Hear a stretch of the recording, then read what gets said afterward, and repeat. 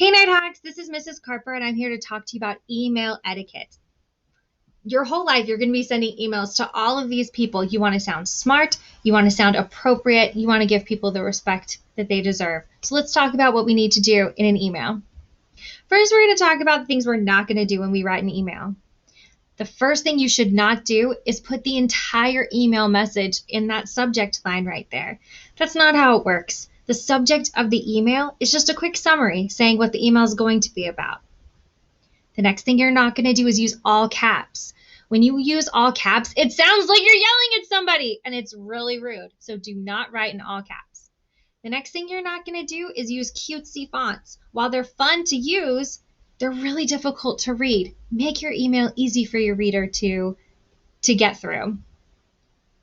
You're not going to use slang or abbreviations. You're not going to say IRL or what the heck or whatever the kids use these days.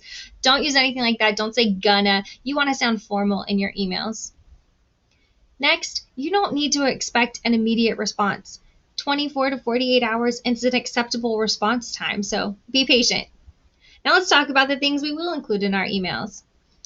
We need to identify ourselves in our emails. So I often get emails from students from their personal accounts, and their personal account is like bigmoney23@gmail.com. I don't know who you are, Big Money 23. Happy for you and your big money, but I need you to tell me who you are so I can help you out in my class. You also need to check your email for spelling errors, typos, or wording that might be confusing. Make sure that your reader knows exactly what you want from them. We're always going to use respectful, kind words in our emails using things like please, thank you, I appreciate you, etc. Remember, when you're sending an email, you're basically asking someone to do something for you. So you need to be as polite as possible. You also need to make sure your email is short and specific. This is not a long letter. This is a quick form of communication. Keep it short. So this is what an email should look like. And if you'd like to take a picture of this, do it now.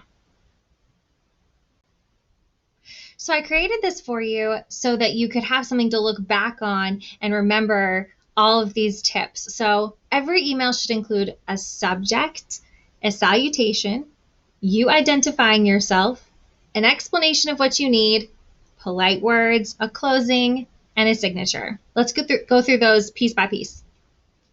So a subject is a summary of what your email is going to be about. So if your email is about a question that you have on a quiz, just say quiz question in the subject.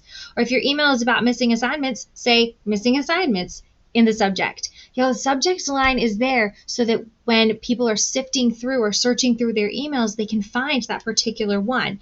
If your subject line just says, hey, every single time, I'm not going to be able to find or go back to or reference an email from a while back. So make sure that your subject line is specific to the message that's inside the email.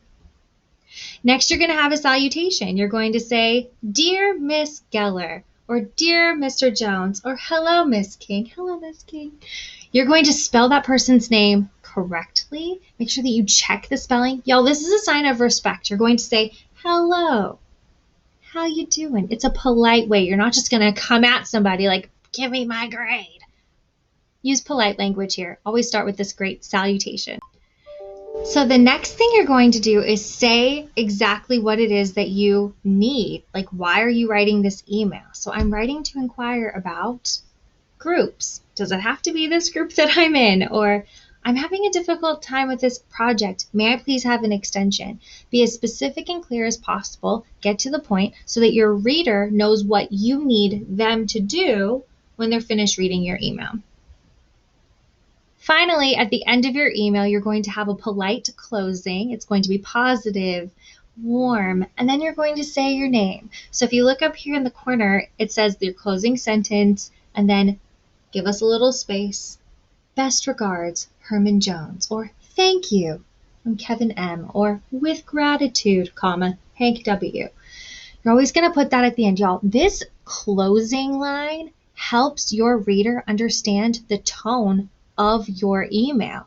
So if you say with gratitude, I know that you're grateful for what I'm doing, and I might be like, oh, okay, so this is a kind email. Or if your closing says warmly, then I'll think, oh, This is a warm email. So I need to know how to read it. And that's why that line is so important. It helps define the tone of the email. So make sure you include that and always put your name.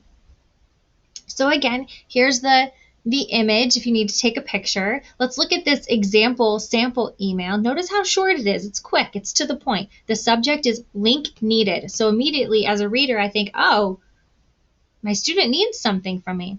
Hello, Miss Jones. I'm Sal Cortez from third period. I've lost the link for today's task. Can you please send it to me? Thank you, Sal. This was polite, it was concise, it was kind, and it used a positive tone, and I know exactly what Sal needs. It's kind, specific, and brief. I love it. All right, let's look at some examples here. Example A, Dear Miss Holland, this is Calvin from your second period. I noticed that my grade in Power School for the research paper does not match the grade you gave me for it in Canvas. Can you please check on that for me? Thank you, Calvin Hobbs. I know exactly what I need to go do as a reader. I'm like, oh no, I must have transferred the grade wrong. I'm going to go check that out for you, Mr. Calvin. Let's look at example B. Update my grade. My grade is not right. I know I did it and you graded it. Okay, this is really difficult for me as a teacher because first of all, you're kind of coming at me. Second of all, I don't know which grade you're talking about. This is not a specific email. I also don't know who's speaking. So all of those things are issues here. The one on the example A, it didn't even take that much more time to do. It was 3 sentences long, yet I know exactly what you need from me. You're not being disrespectful, and I'm more willing to work it out. Whereas I'm going to have to send a follow-up email to example B because I don't even know who this is or what grade they're talking about. So let's review really fast. When we're writing an email, we are not going to put the whole message in that subject line. We're not going to use slang or improper grammar. We're not going to give weird fonts or all caps. And we're not going to expect a response in less than 24 hours. But we'll be happy if we get one.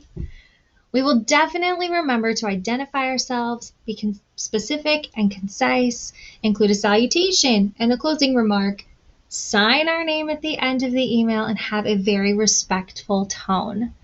Thank you guys so much for coming to Hawk's Nest today. I hope that you employ this lesson into every email that you send from now on. I'm going to show you that picture one more time to ingrain it into your brain and also so you can snap a picture of it if you haven't yet. Have a great week.